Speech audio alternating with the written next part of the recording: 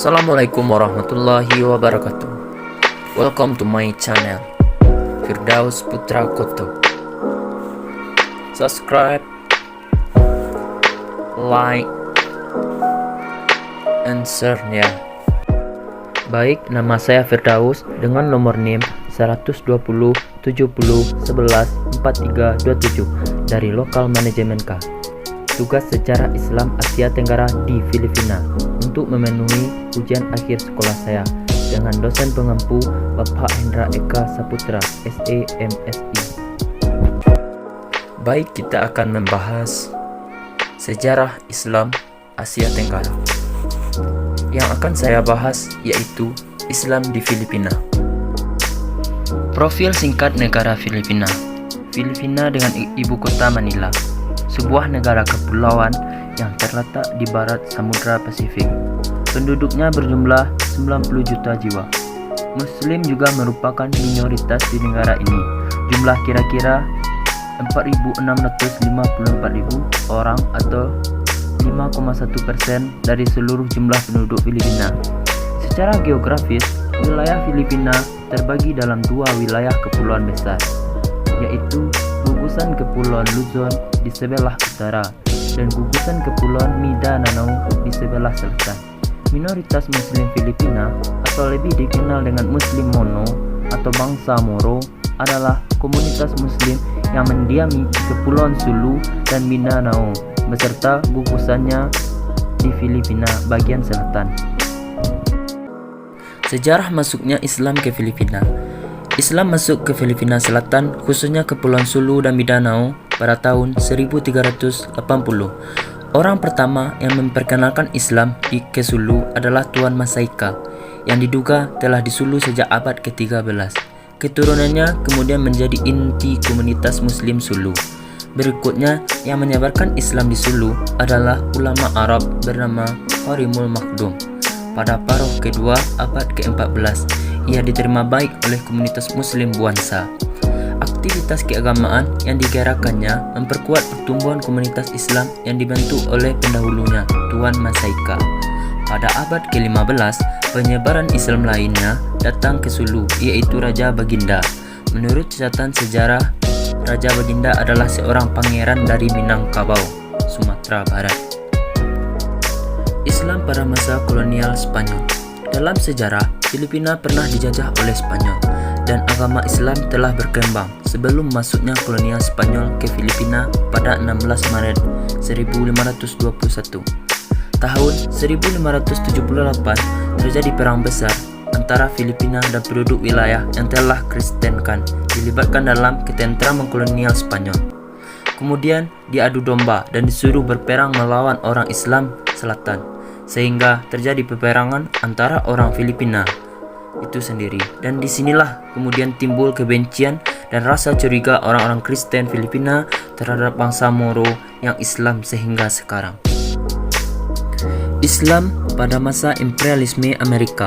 Amerika datang ke Mindanao dengan menampilkan diri mereka sebagai seorang sahabat baik dan dapat dipercaya. Hal itu dibuktikan dengan ditandatangani Traktat Bates pada tanggal 20 Agustus 1898 yang menjanjikan kebebasan beragama, kebebasan mengungkapkan pendapat, kebebasan mendapatkan pendidikan bagi bangsa Moro. Namun, traktat tersebut hanya taktik mengambil hati orang Islam agar tidak memberontak, karena pada saat yang sama Amerika telah disibukkan dengan pemberontakan kaum revolusioner Filipina Utara, pemimpin Emilio Aguinaldo. Pada masa peralihan, pada intinya ketentuan tentang hukum tanah ini merupakan legalisasi penyitaan tanah kaum muslimin atau tanah adat dan ulayat oleh pemimpin kolonial Amerika Selatan dan pemerintah Filipina di utara yang menguntungkan para kapitalisme.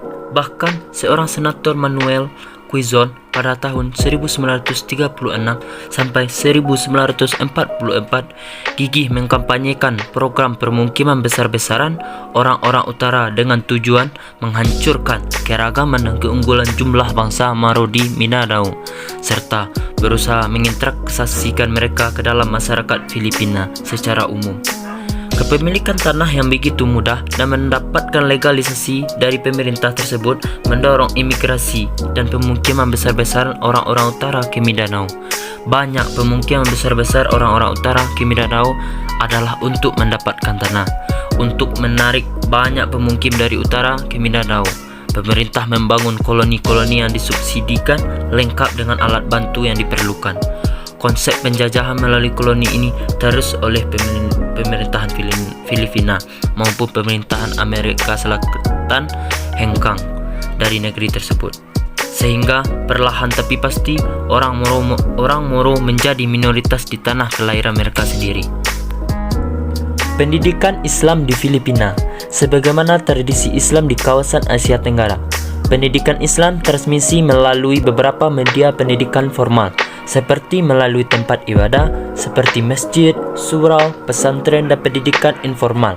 Melalui pendidikan keluarga khusus mengenai madrasah, informasi awal mengenai madrasah di Filipina.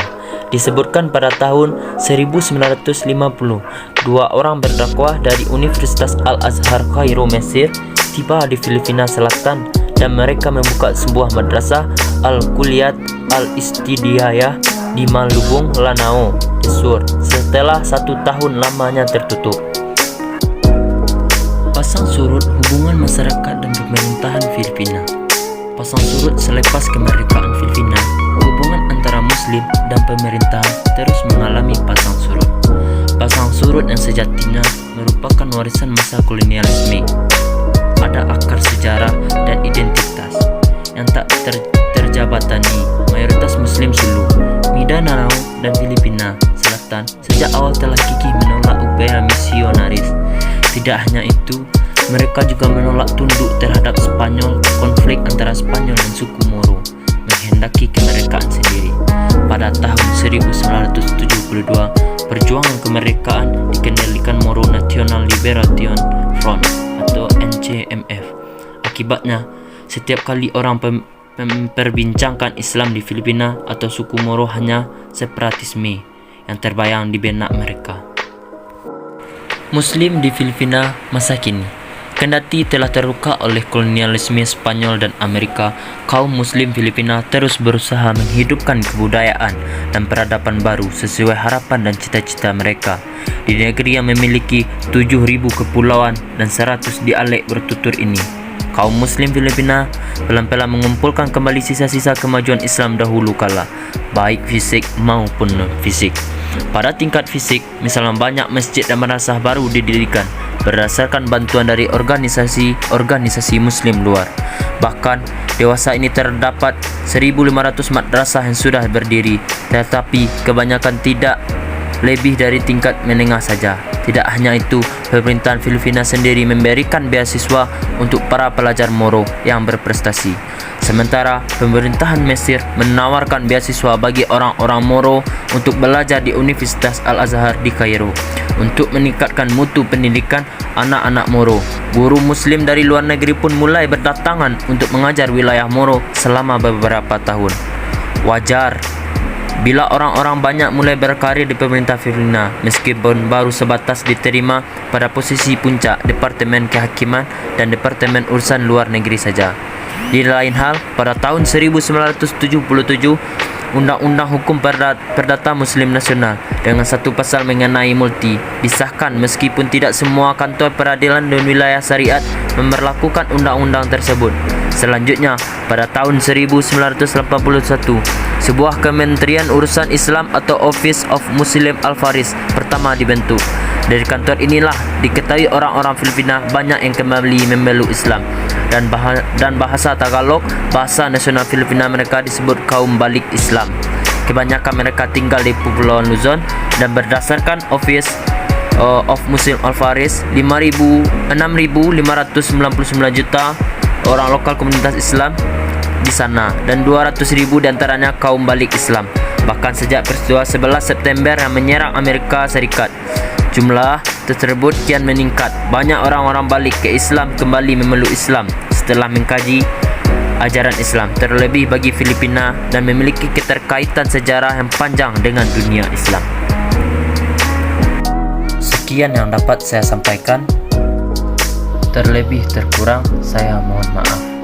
Sekian, terima kasih. Wassalamualaikum warahmatullahi wabarakatuh.